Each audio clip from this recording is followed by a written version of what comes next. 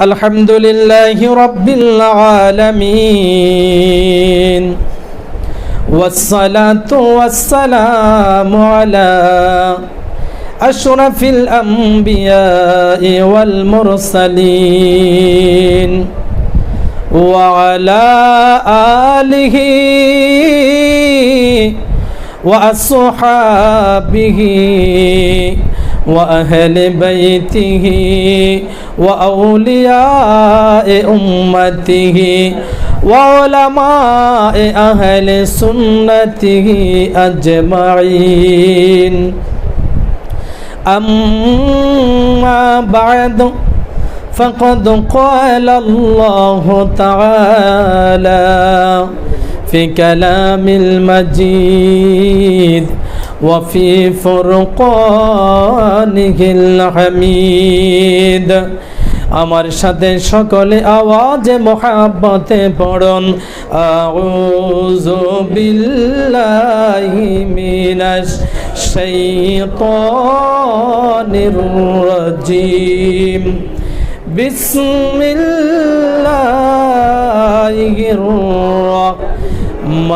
রাহমানির রহিম وكونوا مع الصادقين صدق الله العظيم وصدق رسوله النبي الحبيب الكريم وقال النبي صلى الله تعالى عليه وسلم ذكر الأنبياء من العبادة وذكر الصالحين كفارا في شان حبيبه ومحبوبه ومشوقه مخبرا وآمرا إن الله وملائكته يصلون على النبي يا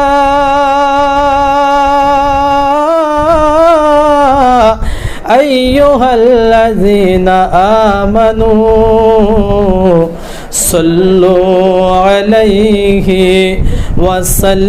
وسلموا تسليما اللهم صل على سيدنا مولانا وعلى آل سيدنا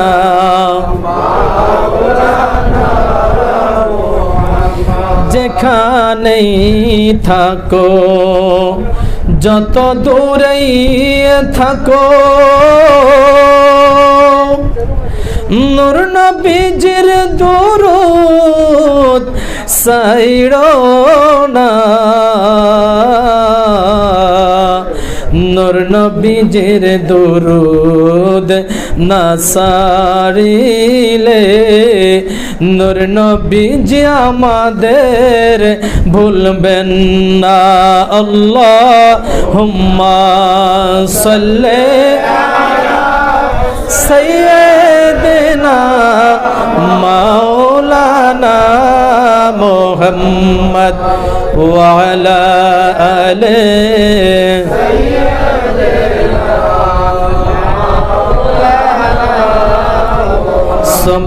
সুবহানাল্লাহ ওয়ালহামদুলিল্লাহ লা ইলাহা ইল্লাল্লাহ একটু আওয়াজে মোহাব্বতে সবাই জিকির করবেন তো ওয়ালহামদুলিল্লাহ লা ইলাহা ইল্লাল্লাহ লা ইলাহা ইল্লাল্লাহ লা ইলাহা ইল্লাল্লাহ লা ইলাহা ইল্লাল্লাহ লা ইলাহা ইল্লাল্লাহ जैसी चाहा दर पे बुला दिया, जैसे चाहा अपना बना लिया। ये बारे करम का फैसलिए, ये बारे करम का नसीबे का बात है। बलगल ओला बिकमालिही कशफ दुजा बिजमालिही हसनत जमीअ खसालिही सल्लो।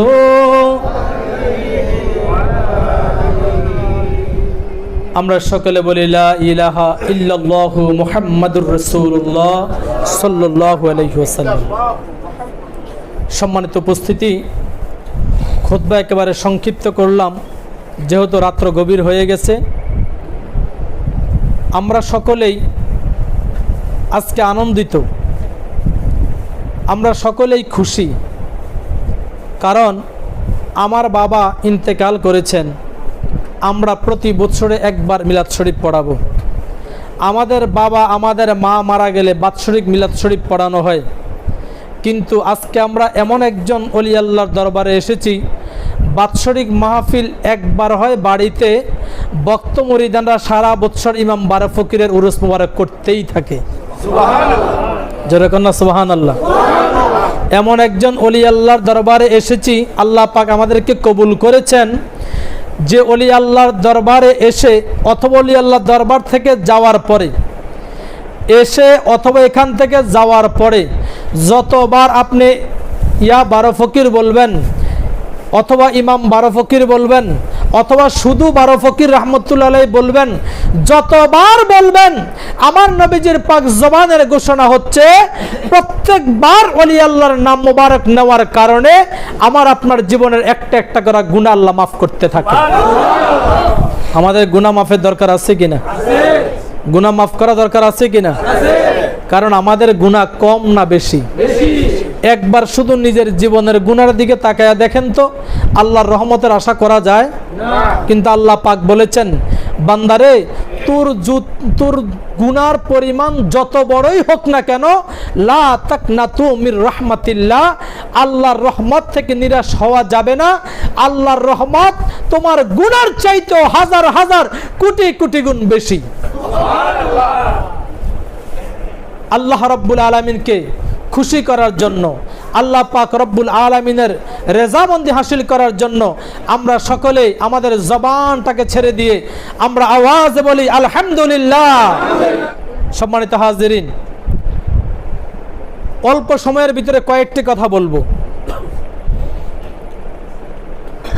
রাসূল আকরাম সাল্লাল্লাহু তাআলা আলাইহি ওয়াসাল্লামকে সাহাবায়ে কেরাম আমাদের চাইতে কম ভালোবেসেছেন না বেশি? হযরত আবু হুরায়রা রাদিয়াল্লাহু তাআলা আনহু, যিনি হাদিস শাস্ত্রের ভিতরে আল্লাহর প্রিয় হাবিব থেকে যিনি সবচাইতে বেশি পরিমাণ হাদিস রওয়ায়াত করেছেন, উনি বলতেছেন, আমি আসহাবে কুফার ভিতরে ছিলাম। আসহাবে সুফার ভিতরে থাকা অবস্থায় যখন সদকা আসতো, যখন দান করা কোনো খাদ্য রিজিক আসতো, তখন আমরা খেতাম।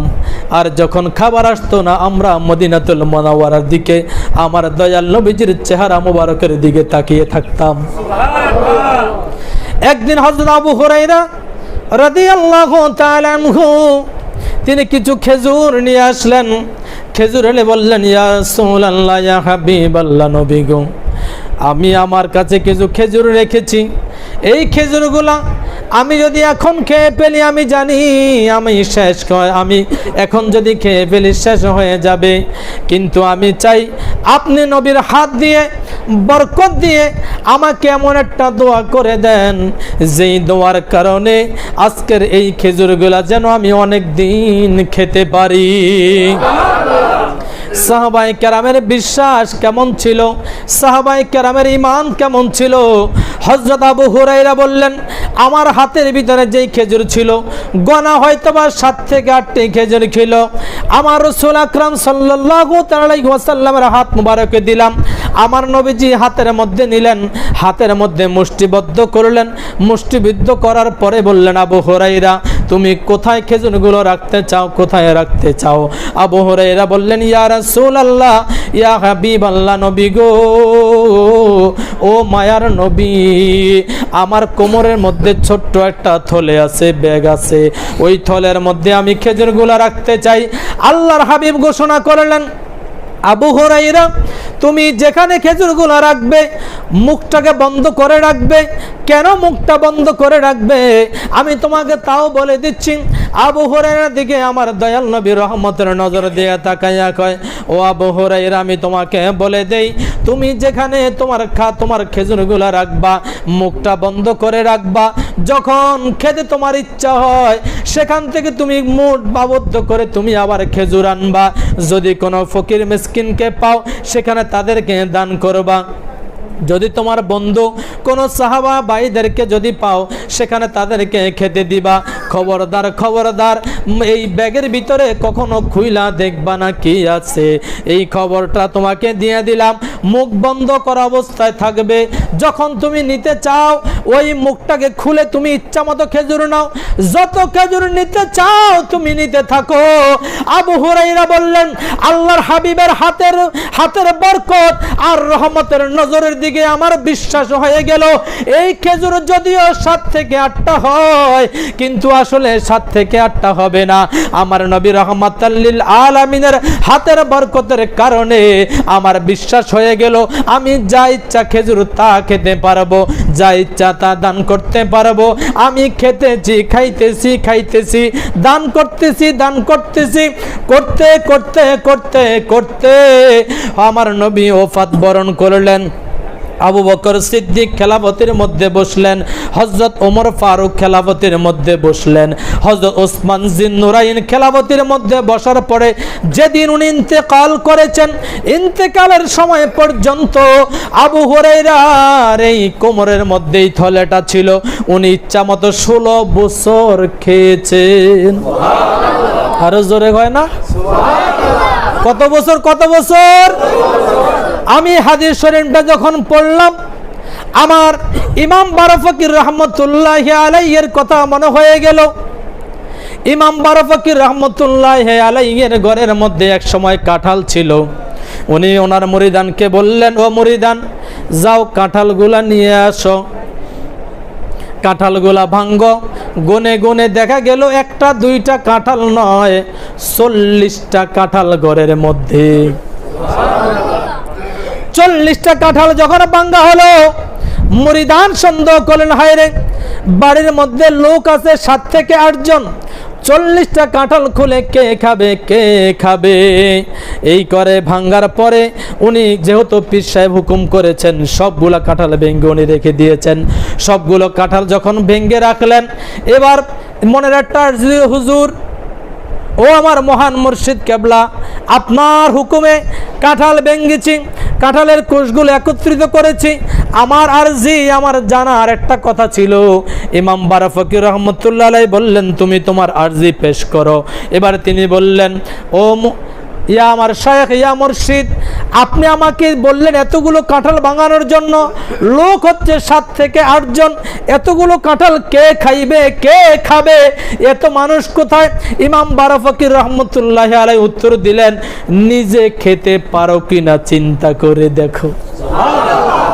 আমার নবী জবান দিয়ে ঘোষণা করলেন, ও আবু হুরায়রা ইচ্ছা মতো থলে থেকে খাও, শেষ হবে না।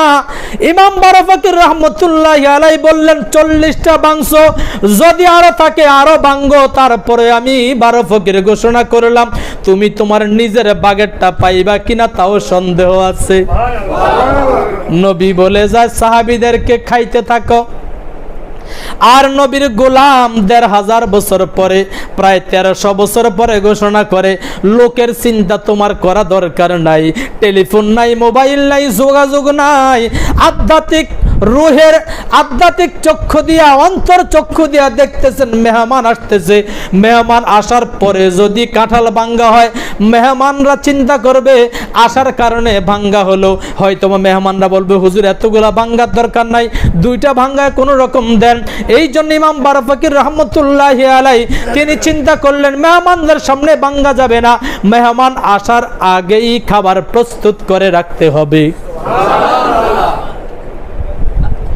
ইমাম বারফাকির রহমতুল্লাহি আলাই উনি কত বড় মনের লোক ছিলেন, কত বড় মনের লোক ছিলেন।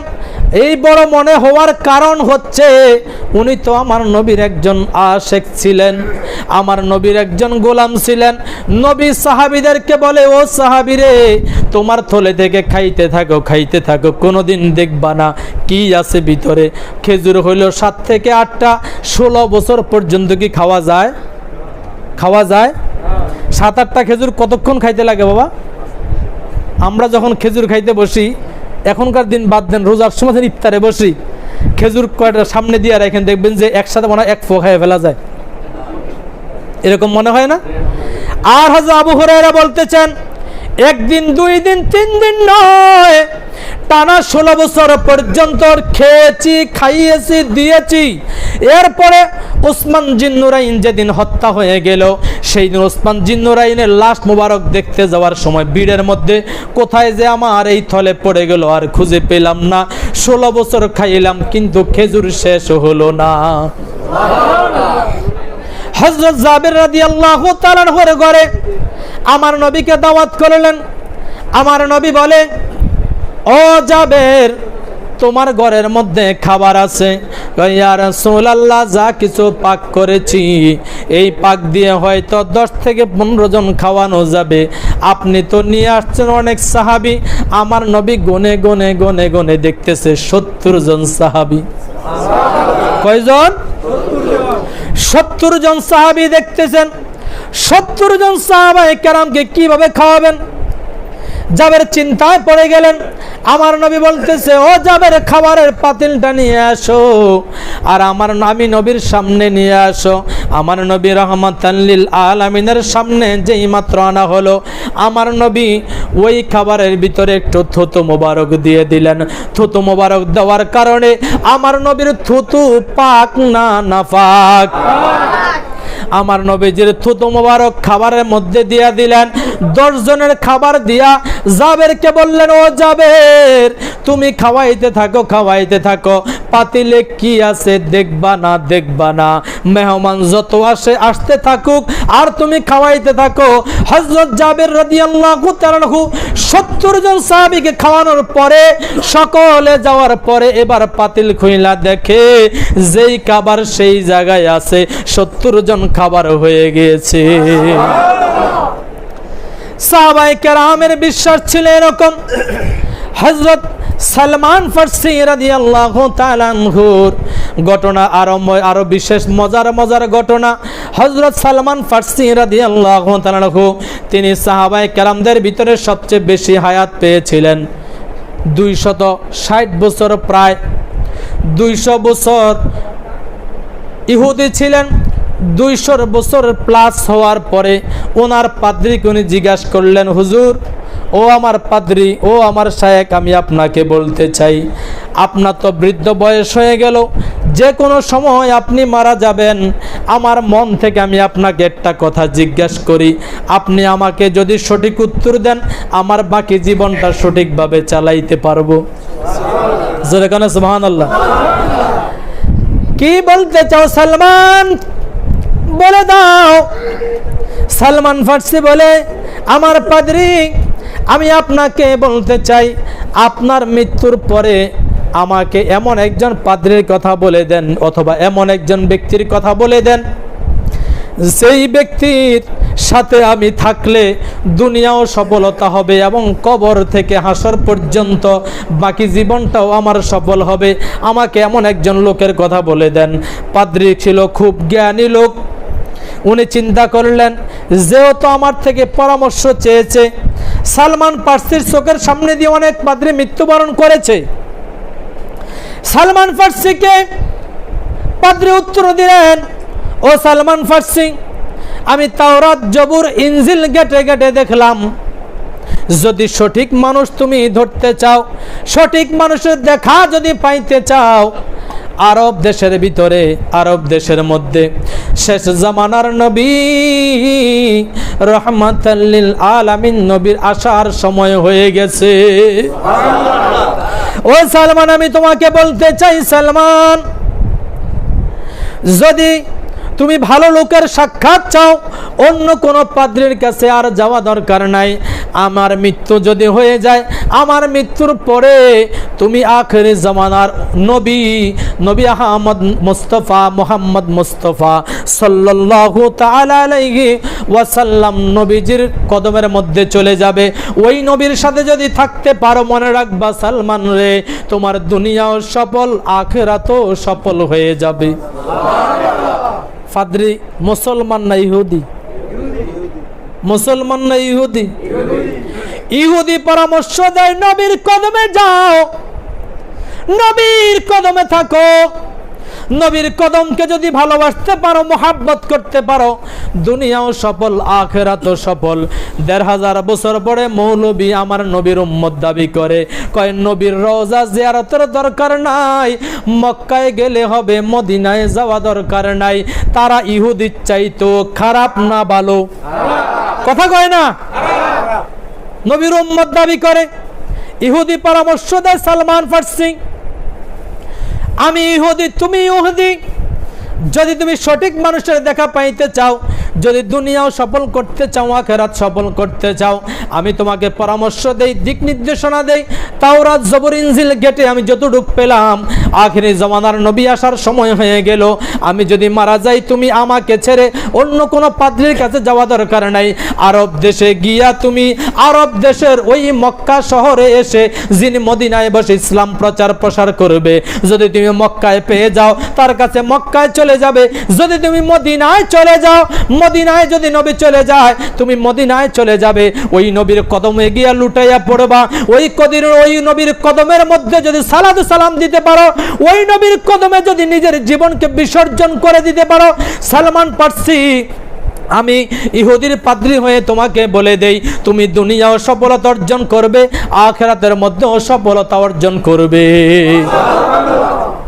সালমান ফার্সি বলে, পাদ্রী, আমার শায়েখ, আমি আপনাকে বলে দিতে চাই, যদি আপনার মৃত্যুর আগে আমার মৃত্যু হয়ে যায়, তাহলে তো আমি ওই নবীর দেখা পাবো না। আপনি আমার জন্য একটু দোয়া করে দেন, আমি যেন ওই নবীর সাক্ষাৎ ছাড়া যেন আমার মৃত্যু না হয়। পাদ্রীকে বললেন, আমার শায়েখ, আমি আপনার থেকে জানতে চাই, আরব দেশে হয়তো অনেকে আহমদ নামে থাকবে, অনেকেই মোহাম্মদ নামে থাকবে, আমি কিভাবে চিনব? পাদ্রী বলে দিল, ও সালমান ফার্সি, আমি তোমাকে জানিয়ে দেই, ওই নবী যাকাত খাবে না, যাকাত খাবে না, সদকা খাবে না, সদকা খাবে না। ওই নবীকে যাকাত দেওয়া হলে যাকাত ফিরিয়ে দেওয়া হবে, অন্য গরিব দুঃস্থ সাহাবীদেরকে ভাগ করে দেওয়া হবে। সদকা দিলে সদকাও ফিরিয়ে দেওয়া হবে, অন্য সাহাবীদেরকে ভাগ করে দেওয়া হবে। তুমি বুঝতে পারবা, যেই ব্যক্তি যাকাত খায় না, সদকা খায় না, উনি হচ্ছেন আখিরি জামানার নবী। এখন আমরা কি করি? মাদ্রাসা দেই, রাস্তার এই মোড়ে একটা, ওই মোড়ে একটা, রাস্তার মোড়ের আবার দুই পাশে দুইটা, রাস্তার এই মাথা থেকে ওই মাথা পর্যন্ত যাইতে যাইতে মাদ্রাসার অভাব নাই, আছে না? নবীর উম্মত দাবি করে। এরপরে যায় আপনার যাকাতের টাকা, আপনার ফিতরার টাকা যা আছে সব এই গোডাউনে ঢুকান, এই গোডাউনের টাকা দিয়া তারপর নিজের বাড়ি গাড়ি করে। এমন আমার নবীর উম্মত আছে কি আছে না? আর হক্কানি আউলিয়া কেরামের দরবারে কি, আমার নবীর শিক্ষা কি? সালমান ফার্সিকে একদিকে বললেন, সালমান রে, আখিরি জামানার নবী যাকাত খাবে না, সদকা খাবে না, নবীর অন্য দুঃস্থ সাহাবীদেরকে দিয়া দিবে, গরিব সাহাবীদেরকে দিয়া দিবে। তাহলে হক নবী চিনার 1 নম্বর উপায়। নাম্বার 2, যদি তুমি ওই নবীকে তুমি যদি হাদিয়া দাও, উপঢৌকন দাও, উপহার দাও, ওই নবী সাদরে গ্রহণ করে নিবে। আপনার কথা বুঝতে কষ্ট হয়? কথা বুঝতে কষ্ট হয়? কিন্তু আপনাদের সুবহানাল্লাহর আওয়াজ অনেক কম হয়। নবী গো আসিয়া মরিয়ম বিবি, হাওয়া ও হাজেরা বিবি গো,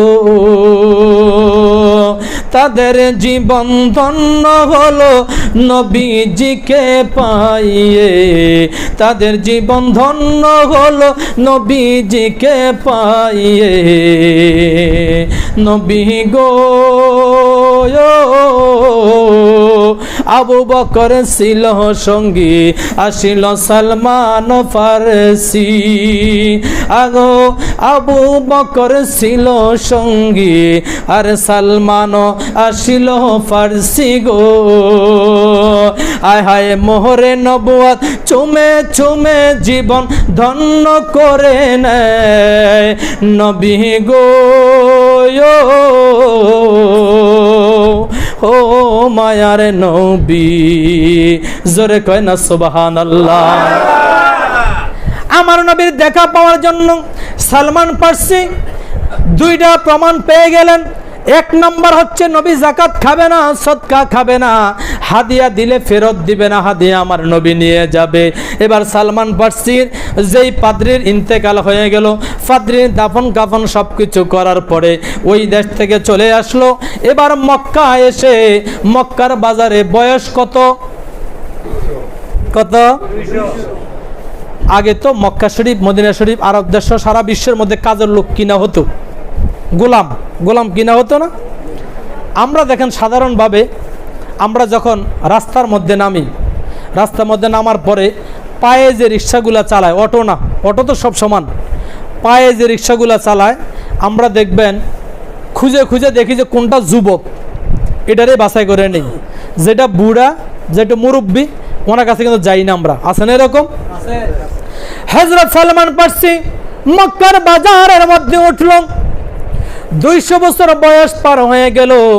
উনি চিন্তা করলো যদি আমি আরব দেশে যেতে হয়, কারো গোলাম হয়ে যাই, কারো গোলাম হয়ে যাই, যদি গোলাম হয়ে থাকতে পারি, হঠাৎ করে এমনও হতে পারে আমার হায়াতে জিন্দিগির মধ্যে যেহেতু আমার পাদ্রী আমার জন্য দোয়া করে দিয়েছেন, আমি আখেরে জামানার নবীর দেখা ছাড়া মৃত্যু হবে না।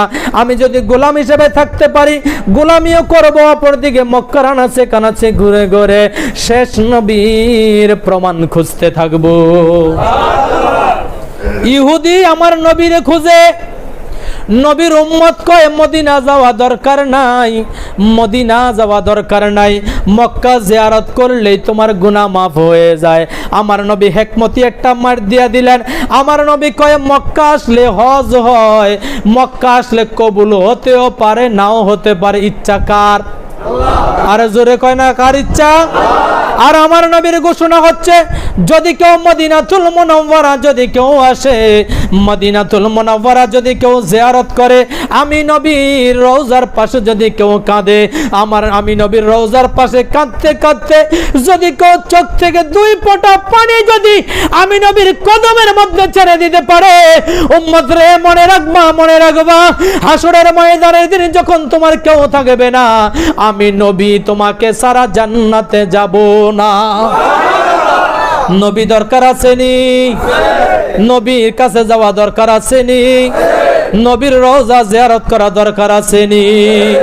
শুধু মক্কায় গেলে হবে না, মদিনাও লাগবে। লাগবে কিনা? মদিনা লাগবে কিনা? আল্লাহ পাক আমাদের সকলকে জীবনে একবার হলেও মক্কা ও মদিনা শরীফ জিয়ারত করার তৌফিক দান করুন। সম্মানিত হাজিরিন, সালমান ফারসি 200 বছর বয়স, কেউ কিনা না, মুরব্বী মানুষ, কাজ করতে পারবে না, দেখলেই বুড়া, কিন্তু শরীরে টনটনা শক্তি আছে, কেউ এটা বুঝে না। একজন ইহুদির টাকা কম, উনি চিন্তা করলো ঠিক আছে এই বুড়া মিয়াটাকে আমি কিনা নেই। বুড়া মিয়াটা কিনা নিল। কয় তুমি কি কাজ পারো? আমি সব পারি। দেখবেন অনেক যুবক চাকরির জন্য আসে, কয় যুবক তুমি কি কাজ পারো, তোমার কোন কাজ দেবো? কয় স্যার আপনার মানে যেটা দেন এটাই পারবো, আসলে কিছুই পারে না। আসলে এরকম, কিন্তু তার চাকরি দরকার, কাজের দরকার, সেই জন্য বলতেছে যে আমার আরো কষ্ট হলো, আমি চাকরিটা দরকার, চাকরি করব। আপনি আমার মাওলা হিসেবে, আপনি আমার বস হিসাবে, মনিব হিসাবে আপনি আমাকে যেই চাকরি দিতে চান আমি সেটাই করব। মনে মালিকের মন খুশি হয়ে যায়, যেরকম সুবহানাল্লাহ।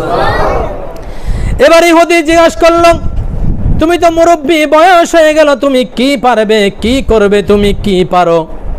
কহ ও আমার মাওলা ও আমার মনিব, আপনি আমাকে যেই কাজ দেন আমি সেই কাজ পারবো। আলোচনা সংক্ষিপ্ত করতেছি। ইহুদি কথা বলার পরে যখন বুঝতে পারলো তার আসলে চাকরি দরকার, থাকার দরকার, সেইখানে থাকতে চায়। কাজে দরকার না, এটা কাজ করো, তুমি সহজ কাজ করো। আমার খেজুরের বাগান আছে, খেজুরের বাগান তুমি পাহারা দাও, আর খেজুরের বাগানটা মাঝে মাঝে একটু ঝাড়ু দিবা, যদি বেশি পাতা পড়ে যায় ঝাড়ু দিবা। এটা তো সহজ কাজ, পারবানি? হ্যাঁ পারবো। কারণ কি দরকার? চাকরি দরকার। কি দরকার? এই চাকরি করে গোলামি করে কার উদ্দেশ্যে? আল্লাহু আকবার বলেন না। আসলে তো মূল কথা চাকরি না, মূল কথা কি? নবী খোঁজার উদ্দেশ্যে আসছে। যেই কাজে দেখ না কেন আমি পারবো। ইহুদি কি করলো? চলতে চলতে থাকতে থাকতে দিন পার হয়ে যায়।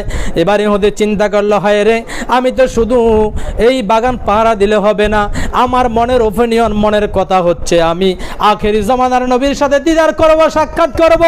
কে যেন দুইজন খেজুরের বাগানের পাশে আইসা বলে, জাননি জাননি শুনছনি, আজকে মক্কার বাজারে গিয়া শুনলাম দুইজন বলতেছে এদের মধ্যে নাকি একজন নবী আসছে, হে নাকি আবার নিজের নবীও দাবি করে, সে নাকি আখেরি জামানার নবী। সালমান ফার্সি কান দিয়ে শুনলো, হায় রে কি বলে, মনে হয় আখেরি জামানার কি জানে বলতেছে। সালমান ফার্সি আর একটু কাছে গিয়া আর একটু কাছ থেকে শুনলো, তোমরা কি বলতেছো? সালমান ফার্সির কথা শোনার পরে এবার তারা দুইজন বলে, তুমি এই খবর নিয়ে লাভ নাই, তুমি মুরব্বী মানুষ, তুমি তো তোমার বয়সে কত কিছুই দেখলা। এখন মক্কার বাজারে আজকে গিয়া সকালবেলা শুনলাম আখেরি জমানার নবী নাকি আসছে দুনিয়ার জমিনে। সে আমাদের মতো বাজার করে, আমাদের মতো খায়, আমাদের মতো চলে, সে নাকি আবার নবী। এবার সালমান ফার্সি কয়, হায় রে, যেই নবীর জন্য ঘুরতেছি, যেই নবীর জন্য কাঁদতেছি, আমার মনে হয় স্বপ্ন বেশি দূরে না। আমি মনে হয় সালমান ফার্সি, আমি আখেরি জমানার নবীর দেখা পেয়ে যাব। সালমান ফার্সি সারাদিন কাজ করলো, বিকালবেলা কাজ তাড়াতাড়ি গুছিয়ে মাওলার কাছে যায়, বলে, মনিব, আপনার এখানে কাজ করা পর্যন্ত আমি কোনোদিন কাজে ফাঁকি দেই নাই, কোনোদিন আমি কোথাও ঘুরতে যাই নাই। মন চাইতেছে আমি একটু আজকে বাগান থেকে বাইরে গিয়ে ঘুরতে, একটু বাইরে যাব, একটু ঘুরতে চাই। মাওলা আপনি যদি আমাকে অনুমতি দেন, আপনি আমার মনিব, আপনি যদি অনুমতি দেন। মাওলা চিন্তা করলেন, কাজ কি করছো? সব বাগানের যা কিছু কাজ দরকার ছিল করছো? জি, সব কাজ কমপ্লিট। তো ঠিক আছে, যা ঘুরে আসো। ঘুরতে ঘুরতে ঘুরতে ঘুরতে বাজারে গিয়া জিজ্ঞাসা করলো কোথায়। একজন দেখা দেয় এই বাড়ি, ওই বাড়িতে থাকে, এইরকম ভাঙ্গা বাড়িতে। কয় না, তারপর আমি যাওয়া দরকার, যাই। গিয়া দেখে কেউ কেউ বলতেছে, ইয়া মোহাম্মদ, ইয়া মোহাম্মদ, ইয়া রাসূলুল্লাহ। সালমান ফার্সি বলতেছে, আমি পেয়ে গেলাম, আজকে সংবাদ পাইলাম, কালকে প্রমাণ করব। একদিন যাকাত নিয়ে আসে, একদিন সদকা নিয়ে আসে, 2 দিন আমার নবী ফিরিয়ে দেয়। তৃতীয় দিন যখন সদকা, যখন উপহার নিয়ে যায়, যখন হাদিয়া নিয়ে যায়, আমার সালমান ফার্সির দিকে আমার নবী রহমাতান লিল আলামিন রহমতের নজর দিয়া কয়, সালমান রে, ও সালমান, আর দেরি করো না, তুমি যেই পরীক্ষা করতেছিলে আজকে তোমার পরীক্ষা পরিপূর্ণ হয়ে গেল। আমার নবী ইচ্ছা কইরা আমার নবীজির পিঠ মোবারক চুলকাইতে চুলকাইতে, শরীরের জুব্বাটাকে উঠাইতে উঠাইতে, আমার নবীজির জুব্বা মোবারকটাকে যখন কাঁধ পর্যন্ত উঠাই ফেললো, সালমান ফার্সি আমার নবীর পেছন দিয়া যাইয়া আমার নবীর মোহরে নবুয়তকে চুমু দিয়া দেয়া বলে, ইয়া রাসূলুল্লাহ, ইয়া হাবিবাল্লাহ, কেউ মানুক আর না মানুক, আমি সালমান ফার্সি বুঝতে পারছি আপনি আখেরি জামানার সত্য নবী।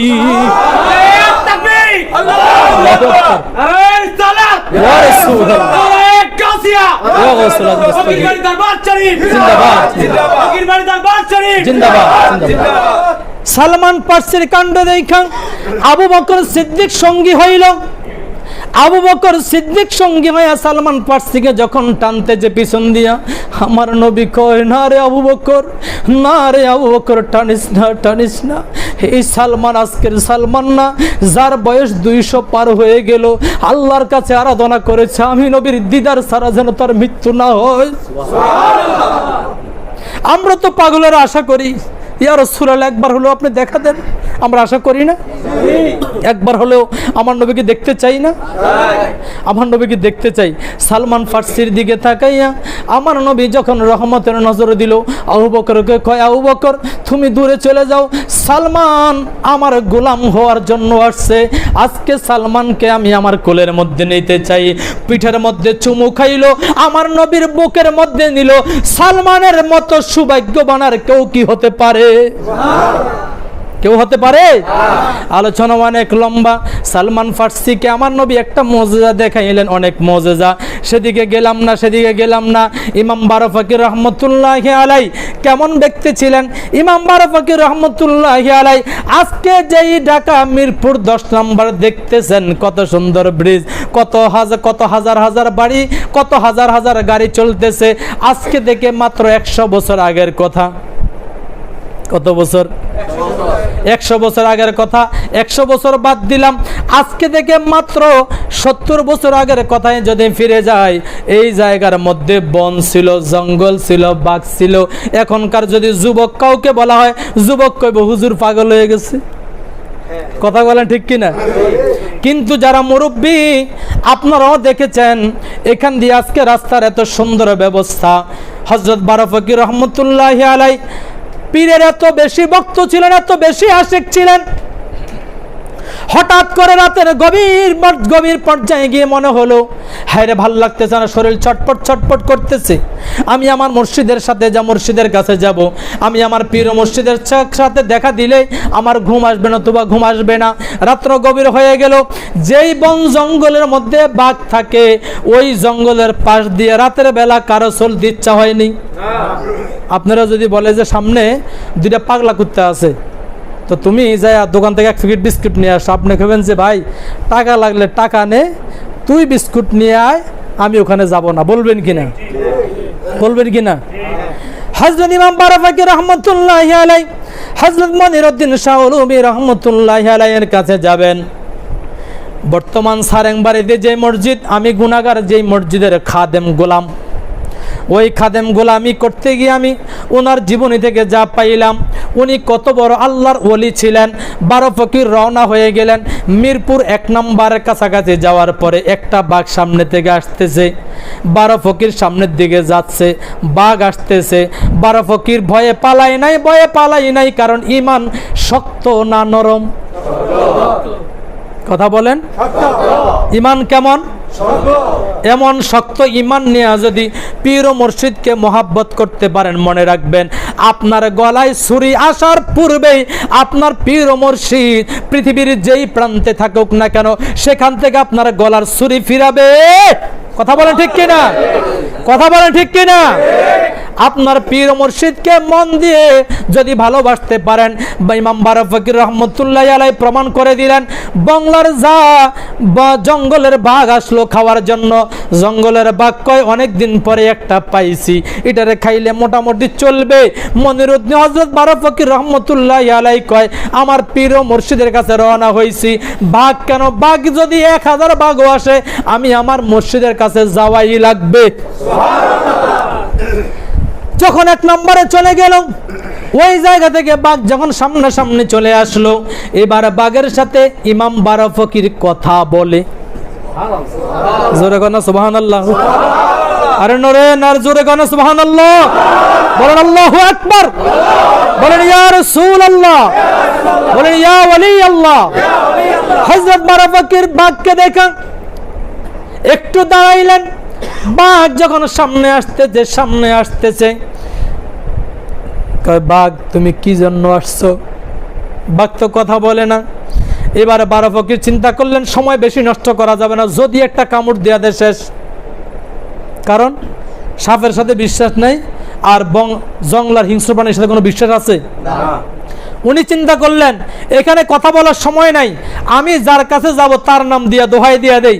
এবার হযরত ইমাম বারাফাকি রাহমাতুল্লাহি আলাইহি চিন্তা করলেন, ও বাঘ তুমি আমারে খাইবা খাও, আমার কোনো আপত্তি নাই, কিন্তু আমার রাতের বেলা ঘুম হইতেছিল না, রাত্র গভীর হয়ে গেল, এই জন্য আমার কাছে মনে হলো আমার পীর ও মুর্শিদ হযরত মনিরউদ্দিন শাহলবী রাহমাতুল্লাহি আলাইহিকে দেখা দরকার।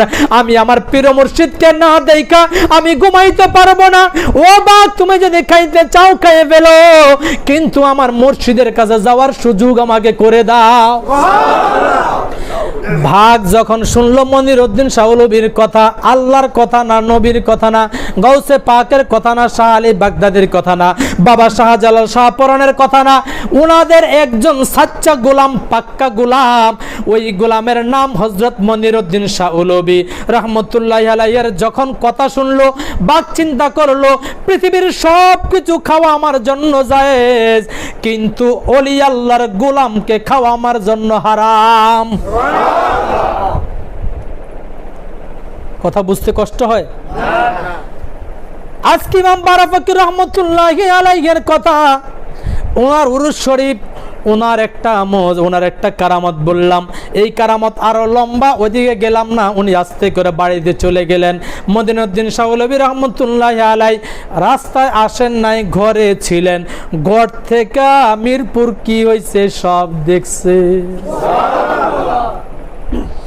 বাবারে বন্ধুরে আমার, এই বাড়ির ঘটনার একটা কথা বলে আলোচনা শেষ করে দেই। পীর সাহেব হুজুর বলছেন 11টার মধ্যে শেষ করার জন্য। হুজুর মেহেরবানি করার 5 মিনিট। ইমাম বারাফাকি রাহমাতুল্লাহি আলাইহির কথা শুনলাম, ওনার পীর ও মুর্শিদের নাম বলার কারণে ওনাকে বাঘ মাফ করে দিল। বাড়ির সামনে মিরপুর 10 নম্বর এখন যেখানে, সেখানের মধ্যে একটা বাঘ আসতেছিল। বাড়িতে একটা কুকুর ছানা ছিল। ইমাম বারাফাকি রাহমাতুল্লাহি আলাইহি এখান থেকে শুনতেছেন, বাঘ কুকুরটাকে সবল দিয়া দিছেন, কুকুর গৌ গৌ গৌ গৌ শুরু করে দিয়েছে। ইমাম বারাফাকি রাহমাতুল্লাহি আলাইহির স্ত্রী আমাদের দাদি হুজুর, যেরকম সুবহানাল্লাহ, উনি বলতেছে দেখতেছে আমাদের বাড়ির কুকুরটাকে বাঘ খেয়ে ফেলতেছে, আপনি কিছু একটা করেন। সুবহানাল্লাহ বলেন না? নিজে বাঁচলো পীরের নাম দিয়া, এবার স্ত্রীকে প্রমাণ দিতেছেন আমার পীর যেমন আমি ইমাম বারাফাকির ঠিক তেমন। আরে জোরে বলো আল্লাহু আকবার। এবার তিনি প্রমাণ করলেন, যাও, আমি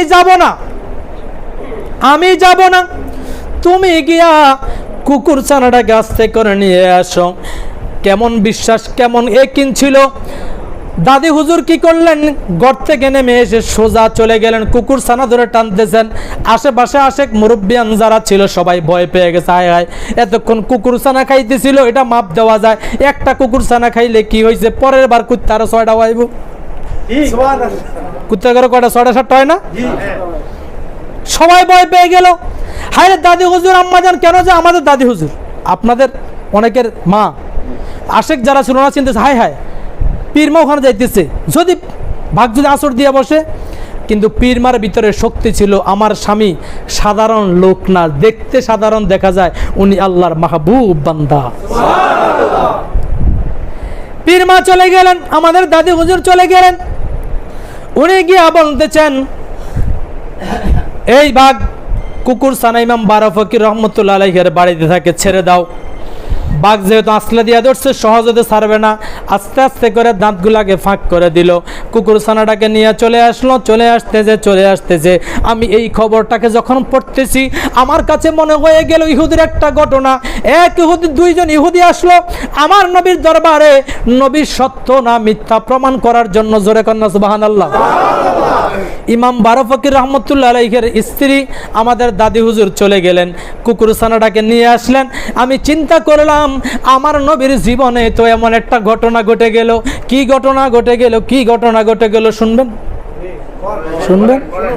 5 মিনিট সময় কিন্তু চাইছে, 2 মিনিট আছে, 2 মিনিটে শেষ করে দিচ্ছি সংক্ষিপ্ত।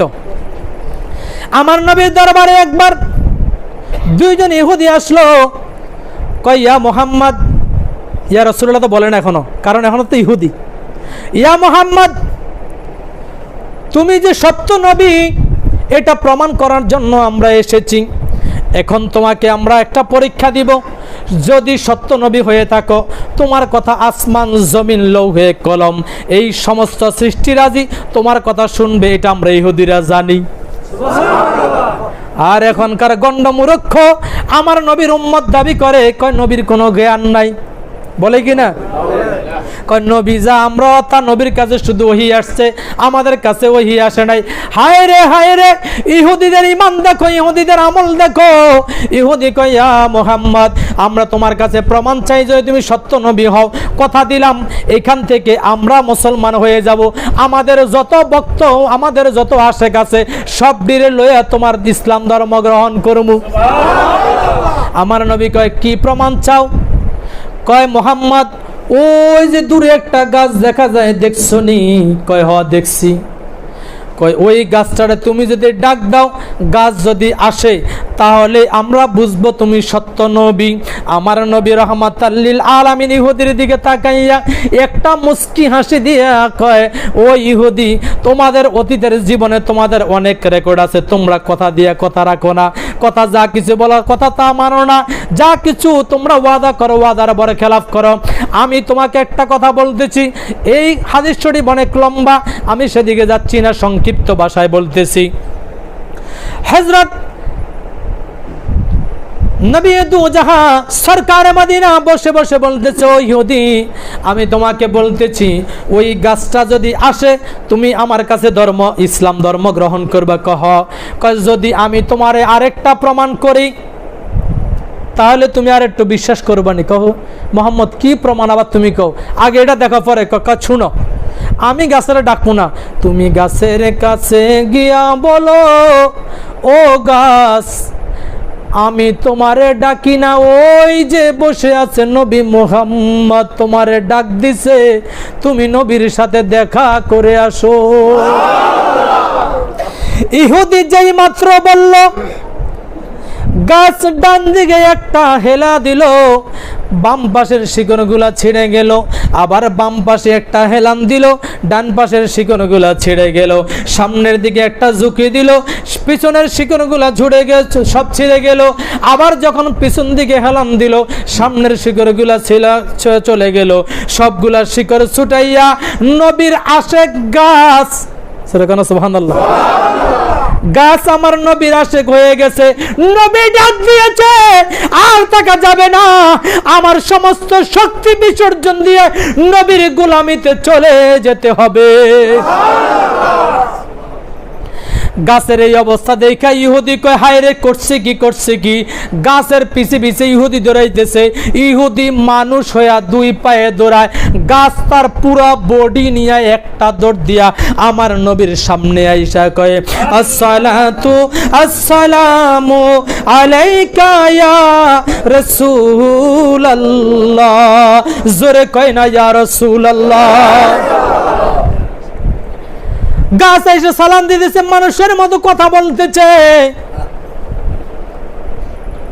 ইহুদি কয় আর কি প্রমাণ দেখমু? কয় না, আর একটু প্রমাণ করি, একবার ঈমান হয়ে গেছে ইসলাম এখনই গ্রহণ করব। কয় না, আর একটু প্রমাণ করি। কয় এবার ও মুহাম্মদ শেষ প্রমাণ, যেই গাছটারে ডাক দিয়ে আনছো গাছটারে বলো জায়গায় চলে যাইতে।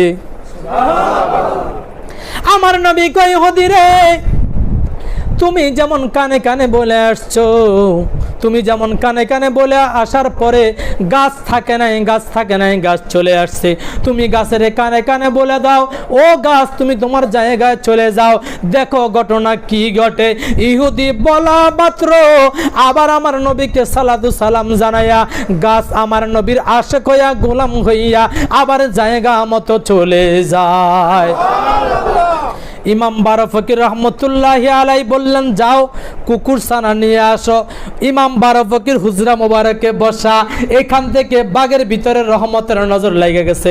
ওলি আল্লাহর কুত্তা খাওয়া যাইব না, কুকুর ছানা খাওয়া যাবে না, হারে খাওয়া তো যাবেই না, এবং এমনকি ওলি আল্লাহর স্ত্রী চলে আসছে, কোনো বেয়াদুপিও করা যাবে না। ওই ইমাম বারো ফকির রহমতুল্লাহি আলাইহির বংশধর ইমামউদ্দিন নূরি রহমতুল্লাহ আলাইহির বংশধর ইমাম মুসলিম উদ্দিন কিবলা কাবা, জোরে কয়েন আল্লাহু আকবার। মানা দরকার আছে কিনা? মানলেই তো কোফাল খুলবে, না মানলেই তো কোফালে ছাই পড়বে। আলোচনা বেশি লম্বা করব না, তারপরেও দেরি হয়ে গেছে। আমি আপনাদের দোয়া নেওয়ার জন্য, বিশেষ করে ঐতিহ্যবাহী মিরপুর ফকিরবাড়ি দরবার শরীফ, যিনি এমন একজন আল্লাহর ওলি, সামনে প্রশংসা করলে এটা বেশি মর্তবা হয়ে যায়। আমার চাইতে আপনারা অনেক ভালো জানেন না? আরেক দিন ইনশাল্লাহ বর্তমান পীর সাহেব হুজুরের কিছু কারামত নিয়ে ইনশাল্লাহ আমি কিছু লিখতেছি, আমি কিছু এগুলা রাখতেছি। ওনার কিছু কারামতের কথা ইনশাল্লাহ আরেক দিন বলবো। আল্লাহ পাক আমাদের সকলকে সেই পর্যন্ত বেঁচে থাকার, সুস্থ থাকার, ঈমান ও ইয়াকিনের সহিত আমলে জিন্দেগি গঠন করার তৌফিক দান করে সকলে বলি আমিন। ওয়া মা তৌফিক ইল্লা বিল্লাহ। আসসালামু আলাইকুম ওয়া রাহমাতুল্লাহ।